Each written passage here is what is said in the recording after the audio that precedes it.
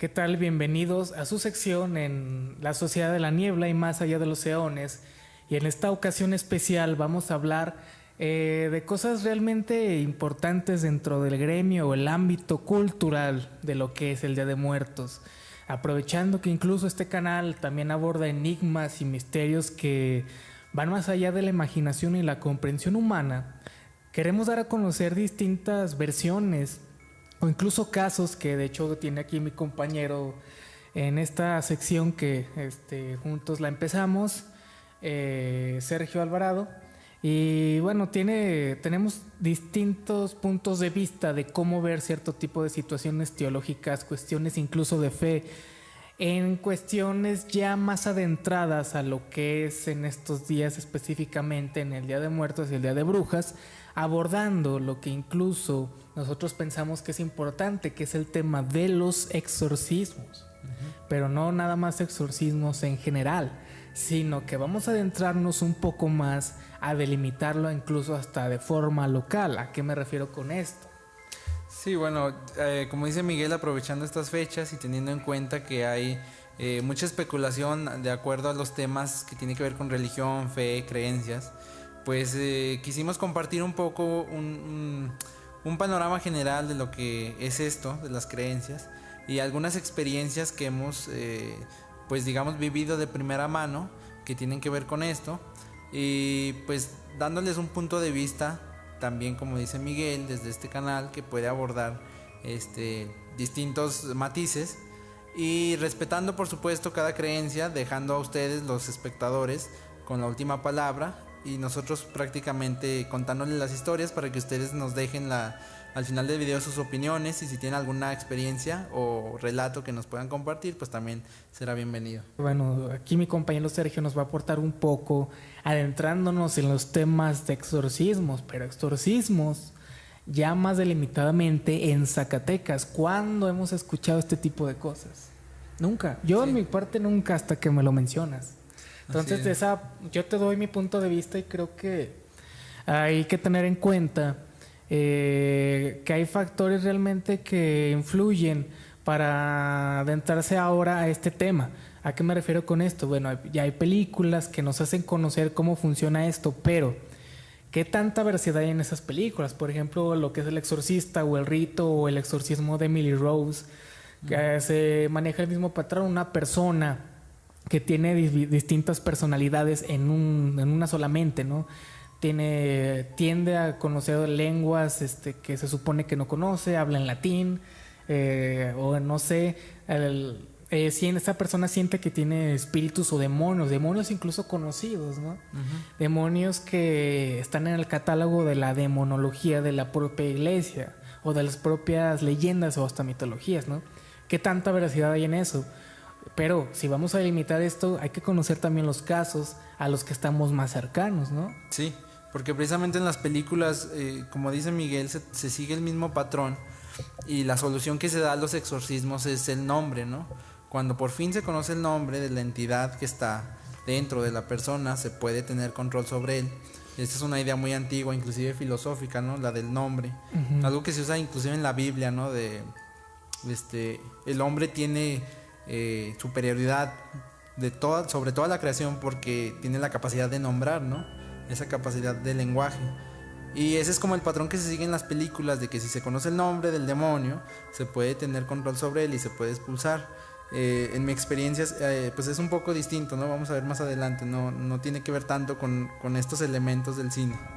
Creo yo que cada quien tenemos algo que contar, a cada quien nos han pasado cosas diferentes, y es a lo que yo me refiero cuando se dejan de lado muchas cosas. Y por ejemplo, más aquí en Zacatecas, por ejemplo, en México, en general existían programas como lo era La Mano Peluda. Antes de La Mano Peluda era, no lo recuerdo, pero yo lo escuchaba cuando viajaba a Aguascalientes. No recuerdo bien el nombre.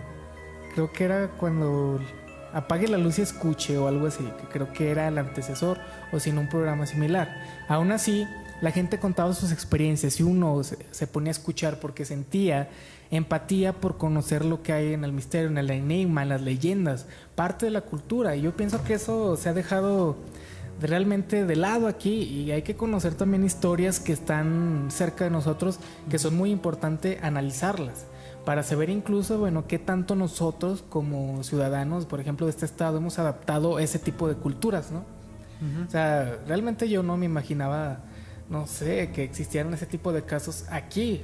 Entonces, en ese aspecto puedo decirte que esas leyendas tan extraordinarias de alguna otra forma llegaron a nuestro lugar de origen, ¿no? Sí, claro, es parte, pues mantener el tema de la muerte al día, ¿no? Y que de hecho todo eso tiene que ver con cuestiones más profundas, como con ritos o cosas que se hacían antes y que ahora nos llegan como leyendas, pero que en su momento pues se tratan de cuestiones reales, ¿no? En ese aspecto, bueno, yo te digo que cuando tú remarcas que hay que voltear a, bueno, que muchas naciones o culturas voltean a ver a México por, no sé, la fama que nosotros mismos le hemos dado a nuestras tradiciones y símbolos. También es importante pues conocer las versiones que cada persona tiene, porque incluso entre familias hay muchas historias y su forma de festejar de alguna otra forma el Día de Muertos o incluso el Halloween. Es importante e interesante y me he dado cuenta de ello. Y ahora sí, adentrándonos a un tema más en específico, hay historias que cada quien tiene que contar de lugares, de amigos. Todos han visto cosas inexplicables, han tenido un acercamiento con lo que va más allá. Y aprovechamos en estos tiempos para adentrarnos en ese tema, el cual es el de los exorcismos, remarcándolo. Aquí mi compañero Sergio tiene mucho que platicar. Entonces vamos a escuchar qué tiene que decir en cuanto a este tema, y a partir de ahí vamos conociendo qué hay por debajo de estas leyendas zacatecas, pero ahora de entradas al tema de los exorcismos. Sí, claro que sí. Bueno, pues antes que nada decir que es respetable cualquier punto de vista y que ustedes pueden interpretar estas vivencias que a mí me tocó pues experimentar o escuchar, y poner un poco en contexto que yo en algún tiempo estuve muy cerca al ambiente de la Iglesia Católica. Inclusive estuve pues estudiando para ser sacerdote, nada más que me salí y luego ingresé a filosofía, la facultad de filosofía aparte. Entonces, estando ahí tuve varias experiencias, pero este día quisiera reducirme a 3 que tienen que ver con el tema de los exorcismos, y más que nada con la cuestión de la posesión, que no es exactamente lo mismo que los exorcismos. En general, la iglesia, para poner otra vez en contexto esto, cataloga los tipos de posesión que puede haber. Entonces, una posesión muy leve tiene que ver desde una actitud mala, ¿no? O sea, la idea del mal como tal ya se puede considerar una posesión, pero hay posesiones más fuertes que tienen que ver con lugares. Por ejemplo, hay lugares que la iglesia considerará poseídos, y que son las que nosotros conocemos como casas embrujadas o lugares embrujados.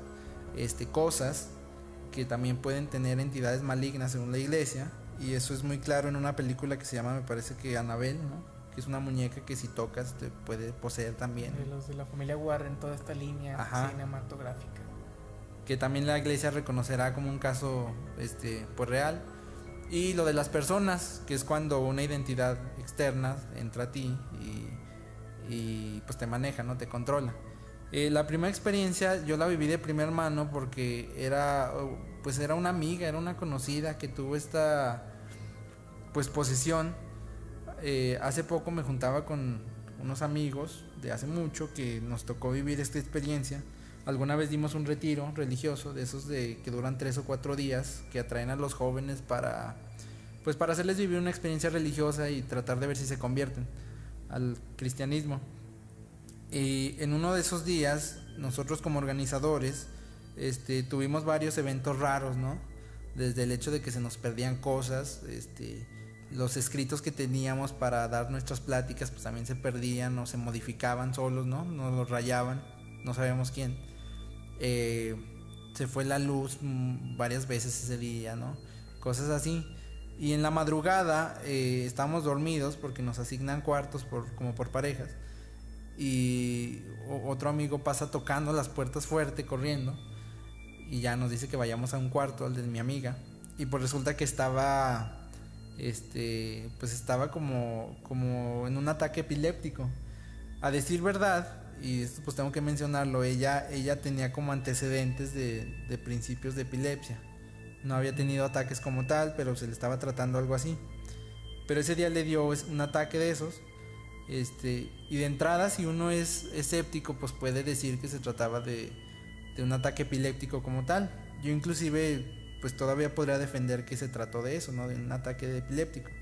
Pero me tocó ver cosas que en realidad no puedo explicar y que mis amigos, que ya sin ser también muy religiosos, siguen considerando una experiencia de posesión, porque ella empezó pues a moverse con mucha fuerza, como querer golpear a otras personas, y la sujetamos de los brazos. A mí me tocó sujetarlo de un pie, que yo recuerdo.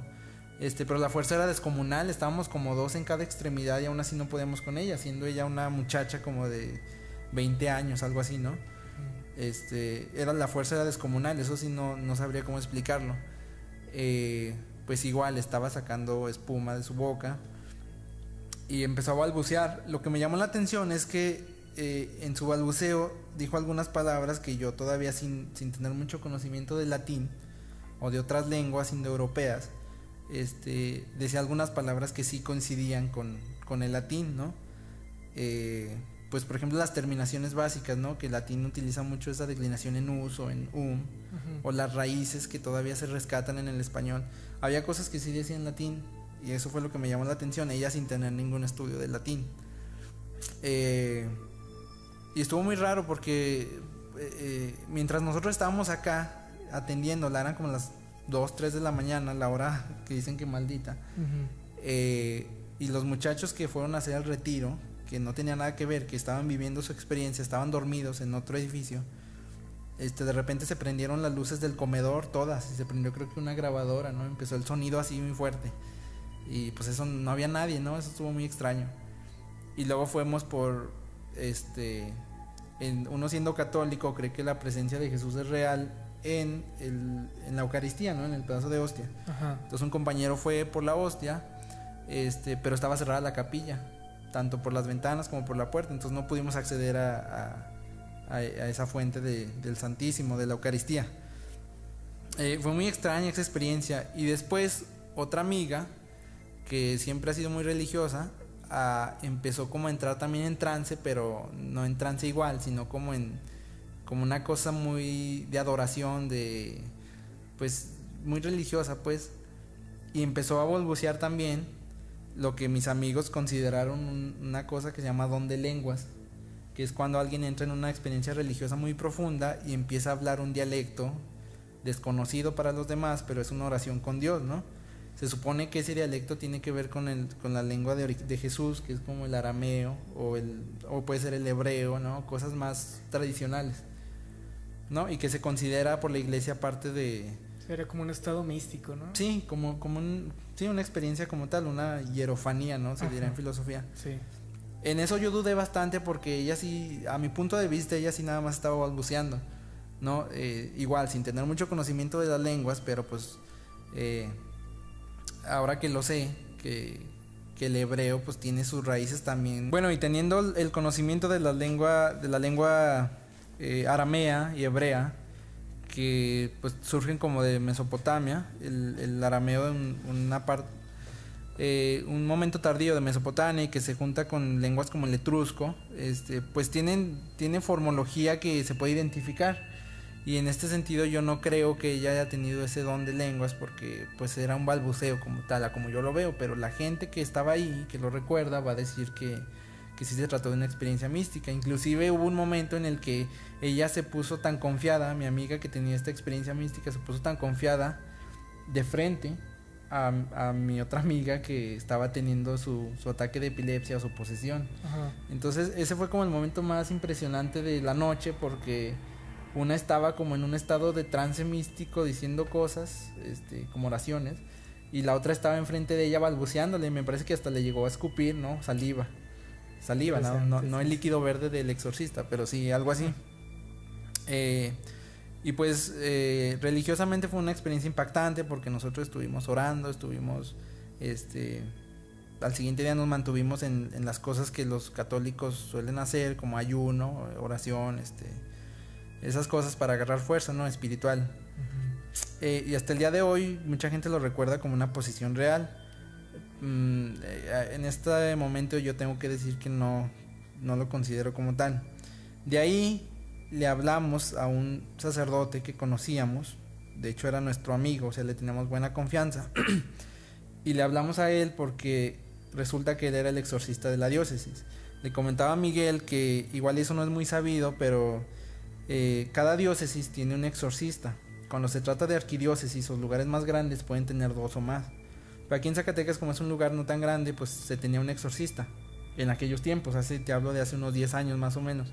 Actualmente no sé cuántos exorcistas haya. Supe que mi amigo, el exorcista, el padre que nos ayudó, ya lo relevaron del cargo, pues como que duran cierto tiempo y tienen que renovar al padre.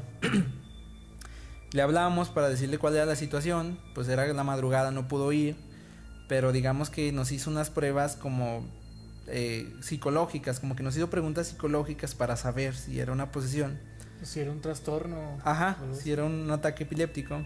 La conclusión de él fue que se trató de un ataque epiléptico. ¿Por qué? Porque al siguiente día fue y le hizo, pues no estoy seguro si un ritual o algo, porque en realidad esta ya no nos dejaron entrar a nosotros, como que lo hizo él solo. Y determinó que no se trataba de un exorcismo, bueno, de una posesión. Y ese mismo día de hecho nos contó una historia de una posesión real. Entonces nos dimos cuenta. En Zacatecas. Sí, en Zacatecas también nos dimos cuenta de que pues había una distancia larga entre las dos experiencias. Antes de eso quiero mencionar una experiencia muy rápida que no me tocó vivir a mí, pero a unos amigos del seminario sí. Hay un sacerdote aquí en Zacatecas, sigue profesando como sacerdote, pero él tiene familia, o sea, él no ha seguido como tal el canon de la iglesia. Y de hecho es muy conocido por ser mujeriego. Me parece que hasta tiene familia con varias mujeres.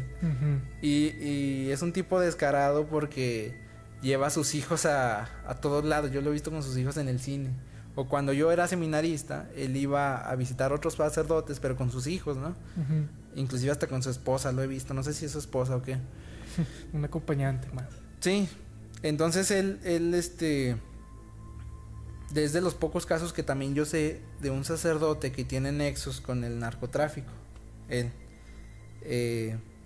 ¿Por qué la iglesia no lo ha, o la diócesis no lo ha expulsado, si saben todo este historial? Bueno, porque lo han mandado como a 3 o 4 comunidades de aquí mismo de Zacatecas. Igual no voy a decir cuáles porque pues para proteger la identidad. Pero en menos de un año, en una cosa como de 6 meses, ha construido templos de la nada. O sea, de un terreno que está solo ha construido templos grandísimos, con cantera, con azulejos, no sé, con materiales buenos, precisamente por estos nexos que tiene con el narcotráfico. Entonces a la iglesia le ha convenido mantenerlo porque pues ha erigido iglesias, ¿no? Sin tener que gastar ni un solo centavo. Y en una de esas comunidades estaba dando misa y hubo un tumulto afuera.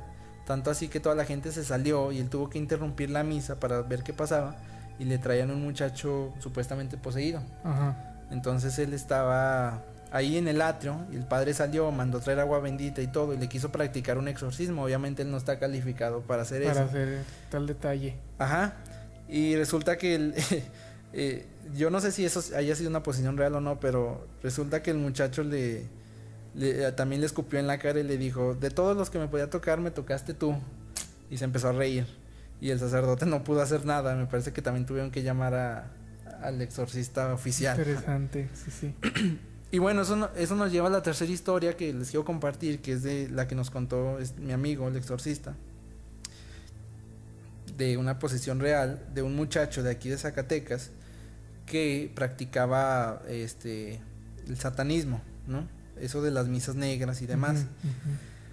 Y resulta que ese muchacho, siendo pues de origen muy humilde, pobre, me parece que trabajaba en una tienda departamental, algo así. Y él tenía muchas ganas de conocer a una chica que le gustaba de ahí mismo. Entonces le invitaba a salir y todo, pero como que la muchacha no le daba mucha confianza por esas prácticas como extrañas que tenía. Pero resulta que de un día para otro empezó a traer dinero, empezó a traer buena ropa, inclusive empezó a traer un carro. la historia, como nos la contaba mi amigo, es que cada día estrenaba ropa, ¿no? Y eran trajes, ¿no? Y eran trajes buenos. Traía camisas, traía zapatos buenos, traía relojes, ¿no? Cosas así. Varios lujos. Entonces la muchacha con la que él quería salir, pues le empezó a hacer caso, ¿no? Por todo esto. Empezaron a salir, tuvieron una relación de noviazgo en menos de un año, claro, eso es un lapso pequeño. Y resulta que él nunca la llevó a su casa, nunca le quiso decir dónde vivía. Y la muchacha como que tenía esa intriga, quería conocer a su familia, quería pues sí, acercarse, ¿no? Lo lógico. Y él nunca le quiso decir nada. Entonces la muchacha empezó a sospechar de que se trataba de algo muy extraño, ¿no?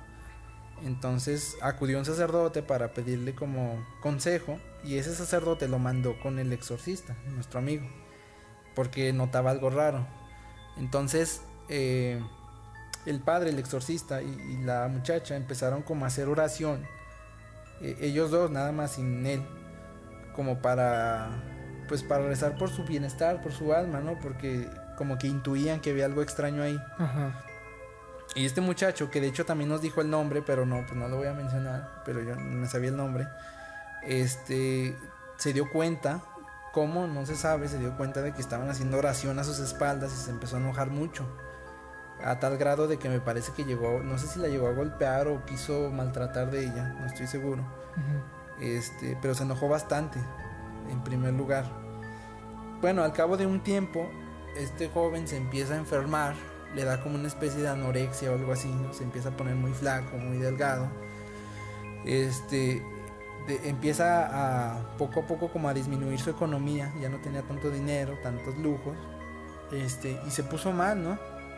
Entonces hubo un momento en el que él mismo le dio mucho miedo lo que estaba pasando y se acercó a mi amiga, no, ella no es mi amiga, se acercó a la muchacha y ellos fueron con mi amigo, el sacerdote.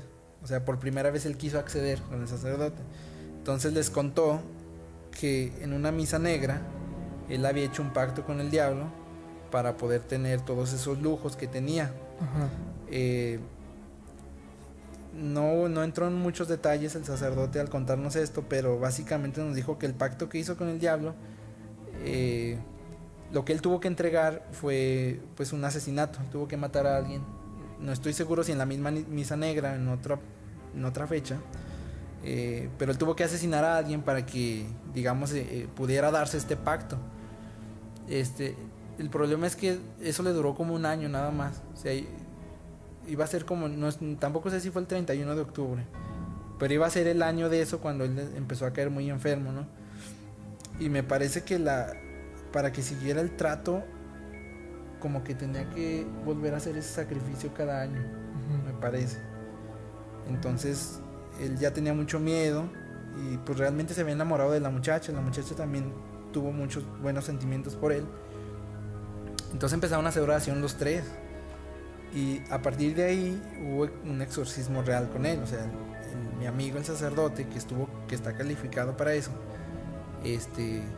tuvo un rito con él. Naturalmente no es como en las películas, no pudieron hacer nada con él. Lo mucho que pudieron lograr en esto fue que él se arrepintiera de lo que hizo y de que pues fuera sincero con sus sentimientos al final. Pero más o menos al cabo de un año que había hecho ese trato, pues él falleció. Y ya una vez que falleció, pues salieron su historial, ¿no? Se supo más o menos de dónde venía, dónde vivía y todo. Y a la muchacha le sorprendió mucho saber que la casa donde él vivía pues era una casa pequeñita a las afueras de Zacatecas. Una casa de esas como de lámina, sin agua potable, o sea, una cosa así muy humilde bastante. Ajá. Lo cual hacía muy impresionante saber de dónde él sacaba todos los días ropa nueva, un carro, ¿no? Cosas así. Ajá. Esa fue como la experiencia que él nos platicó. Y digo, yo permanezco un tanto escéptico, pero como en todas las cosas místicas, siempre hay elementos que no se pueden cuantificar a la lógica, ¿no? Siempre hay cosas que se nos escapan de las manos. Y de hecho aquí está la película El Exorcista, porque a partir de ahí empezó a haber muchos casos de exorcismo. Prácticamente toda la primera mitad del siglo XX no hubo reportes, o muy pocos reportes, como el de el de Emily Rose, ¿no? Que me parece que se llamaba en la realidad Anneliese Michel, algo así, la mujer. Hubo muy Igual pocos el casos. del exorcista es del libro bueno, de un caso supuestamente rescatado. ¿Cómo recuerdas el autor del libro? No, de la película. Es Robert ¿Dónde Bloch, se bajó? No. el autor. Es de un libro, o sea, hay un texto ya donde se toma en cuenta para hacer esta película, bueno, que trascendió obviamente en la cultura pues americana, Sí. pero de una forma u otra marcó una nueva temática incluso para el modelo de las películas de terror, porque realmente esas cuestiones de exorcismos eran cuestiones teológicas, eran cuestiones de fe. Eran cuestiones únicamente que la iglesia podía controlar y que tenían en su gremio. Los exorcismos realmente, bueno, yo aludo a que, como bien lo mencionas, vienen a partir de, bueno, casos documentados como tal de forma popular, a partir de que, bueno, sale esta cinta cinematográfica, pero que de alguna otra forma, pues bueno, son inspiradas ya en otro tipo, incluso hasta de literatura, ¿no? El Exorcista tiene su propia obra publicada originalmente en los años 70, pero a lo largo de la historia, desde que existe el cristianismo como tal, las historias de posesiones ya existían, pero únicamente en las cuestiones en el gremio teológico y de la iglesia, ¿no? Son cuestiones de que el diablo, las entidades malignas, el demonio como tal, Lucifer, está al pendiente de cómo adentrarse en los espíritus de la humanidad. A partir de ahí tenemos ya un apego incluso hasta cultural e histórico, ¿no? De cómo entendemos esa historia hasta de forma bíblica y que la adaptamos porque incluso el mismo Jesucristo se supone que hay se sabe a través de la historia que él realizó un exorcismo, ¿no? Entre sus muchas hazañas. Pero a lo que yo aludo con esto es que se le da una prioridad en la cultura popular a partir de que salen estas cintas cinematográficas, incluyendo la que mencionas, la de Emily Rose, ¿no? Pero también existe esta del rito y todo lo que tú platicas, creo que hay muchas semejanzas, es muy interesante conocerlo. Igual como tú, creo que hay que ser expectativas de que pueden ser casos clínicos, pero pues no sabemos a ciencia cierta si realmente un espíritu como tal puede posesionarse de una persona. Los casos pues necesitan ser controlados tanto de una forma u otra. Quizás la teología como tal ayude, quizás sea rescatable en cuestiones de fe, pero también en cuestiones clínicas, y creo yo que son dos puntos muy importantes a tratar. Uno es respetando la línea del otro, siento yo que esa es la forma como se debe debatir estas cosas, pero lo más importante, y a lo que nos ha contado Sergio, es que son cuestiones que han sucedido aquí en Zacatecas y que tenemos más de dónde rascar para conocer este tipo de historias, creo yo. Entonces dejarlo igual a la expectativa de lo que nos escuchan, quienes nos ven, y que la última palabra obviamente la tiene la audiencia, ¿no? Qué tan verídicas son estas historias, y que creo yo que no son las únicas. Lo que tú platicas son casos quizás ajenos o alejados para una persona común, pero realmente creo que hay muchísimo material en este sentido para poder conocer, incluso interrogarnos, que también forma parte de nuestras leyendas y de nuestra cultura, a tal grado que hasta tenemos exorcismos, ¿no? Pero creo yo que hay que adentrarnos un poco más a conocer y escuchar historias y anécdotas, y eso realmente va a ser muy importante incluso para la sociedad de la niebla, no solamente en este tipo de cosas, sino en la literatura, en la escritura, mucho de dónde rascarle para enriquecer bastante esto. Pero aún así, bueno, yo quiero agradecer a Sergio por todo esto. Mi conclusión con esto es que igual la cultura ha influido mucho en conocer este aspecto, pero la cultura popular a través del cine, de los libros, el terror sobre todo, entendemos esto como en el género del terror, ¿no? Del suspenso, pero también hay que ver lo que está detrás del telón y qué tanto influye incluso eso. ¿Qué tanto influye las historias reales con las que se asemejan incluso a la ficción? ¿A qué me refiero con esto? Cuando tú platicas esto, pues me acuerdo de las películas, ¿no? Me acuerdo de cosas que incluso he leído, pero estoy a la expectativa de, pues, quizás que sea real, que no sea real, pero se me hace muy interesante conocer este tipo de casos. Y igual, o sea, como tú mismo lo mencionas, y es respetable que te mantienes quizás en una línea entre escepticismo y no. Pero yo siento, siendo honesto, que creo que mientras no sea algo sustentable de una forma pues, científica, o que incluso uno lo pueda ver, pero queda como anécdota y como historia, y con eso hay que quedarnos, con que forma parte ya de una historia que a la vez nosotros mismos la hacemos populares y la rescatamos, a tal grado de que cualquier cosa, tanto surrealista, sobrenatural, puede suceder en cualquier lugar, a cualquier hora, tenga explicación o no lo tenga. Entonces, pues, a partir de ahí hacemos nuestras historias en este gremio de los enigmas, las historias, las leyendas. Y con eso yo me doy por concluido para esta sección, este capítulo en La Sociedad de la Niebla, en Más Allá de los Eones. Sí, pues ya también para concluir, pues, uno entrando en ese terreno como religioso, pues, está como susceptible o estás ahí expuesto a todas estas historias que ya ustedes sabrán si consideran reales o no, pero que tienen que ver con esto, con la creencia. Otra vez, pues les digo, ya en este momento me encuentro muy escéptico a comparación de eso, y me llama mucho la atención como antes de la modernidad, del pensamiento más racional, sí había esta idea del demonio, de la posesión, y luego viene toda como esta ciencia infusa en el catolicismo por Santo Tomás, y luego los modernos, ¿no? En filosofía tenemos, por ejemplo, a Spinoza, Leibniz, ¿no? Y demás, Descartes. Y en la actualidad, con toda esta mercadotecnia, vuelve a surgir esta idea, y ustedes lo pueden tomar como ustedes quieran. Puede ser que si hay estas entidades, están atacándonos en la era moderna mediante los exorcismos, mediante la publicidad, inclusive mediante toda la excitación que tenemos alrededor, ¿no? Porque hoy en día es imposible voltear a cualquier lado y no ver cosas obscenas o atrevidas o pornográficas o lo que sea, ¿no? O lo pueden ver desde el otro punto de vista, que tiene que ver con de que la iglesia puede aprovechar esta publicidad como estas películas para atraer adeptos, quizás no de la mejor manera, pero que nos remite nuevamente a la cuestión mística. Y pues como comentario final, me parece que son cuestiones pues completamente de fe, no podemos aplicar ningún raciocinio. Yo estuve un tiempo trabajando un autor que se llama Rudolf Otto, que habla precisamente de la experiencia mística, y su conclusión es que es una cuestión de fe. O sea, eso no se puede cuantificar, es irracional, en el sentido de que no entra en lo racional. Y tenemos otras grandes mentes, como el caso de Ludwig Wittgenstein, ¿no?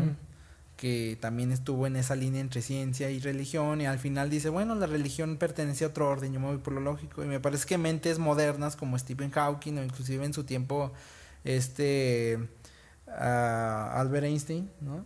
Al final dijeron porque se trataban de cuestiones de fe, ¿no? Entonces, pues sí, lo que nos queda hacer es separarlo, mantener eso en el plano místico. Si ustedes creen, se respeta; si no creen, igual se respeta. Y lo que podemos hacer es precisamente sacar folclore. Y más adelante, si ustedes están interesados, pues podremos seguir adentrándonos en estos temas, podríamos seguir contando otras experiencias, o inclusive invitar a personas que también sintieron de primera mano estas experiencias, para complementar esta discusión. Por lo pronto, pues agradecerle a Miguel el espacio que nos brinda.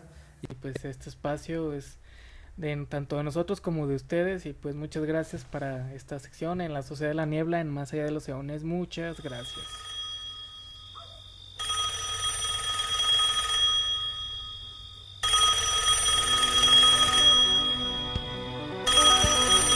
Thank you.